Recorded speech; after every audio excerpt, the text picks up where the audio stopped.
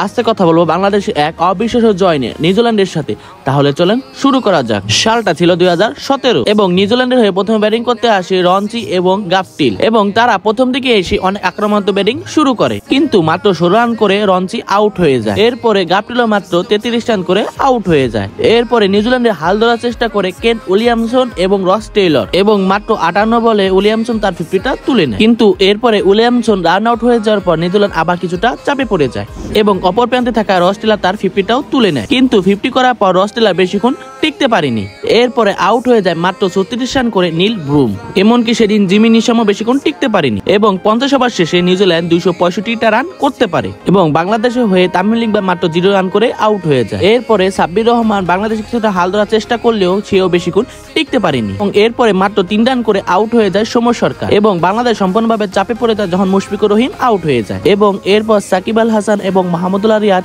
যে কর্মটাই না করেছিল তা থেকে সারা বিশ্ব হতভম্ব হয়ে গেছিল এবং সাকিব আল হাসান মাত্র 62 বলে তার 50টা তুলে নেয় এবং অপর প্রান্তে থাকা মাহমুদুল্লাহ রিয়াদও মাত্র 58 বলে তার 50টা তুলে নেয় এবং 50 করার পর মাহমুদুল্লাহ রিয়াদ এবং সাকিব আল হাসান আরো আক্রমণাত্মক ব্যাটিং শুরু করে এবং সাকিব আল হাসান মাত্র 111 বলে তার 100টি পূরণ করে নেয় এবং এরপরে 10 বোল্ডের বলে সাকিব আল হাসান আউট হয়ে যায়। অপর প্রান্তে থাকা মাহমুদুল্লাহ রিয়াদ মাত্র 107 বলে তার 100টি পূরণ করে নেয় এবং ম্যাচটা সম্পূর্ণভাবে বাংলাদেশের দিকে চলে আসে এবং লাস্টের দিকে মুসাদ্দিক হোসেনের অসাধারণ বাউন্ডারি ফর বাংলাদেশ পায় এক অবিশ্বাস্য জয়, যা ছিল বাংলা ক্রিকেটের একটি গর্বের দিন।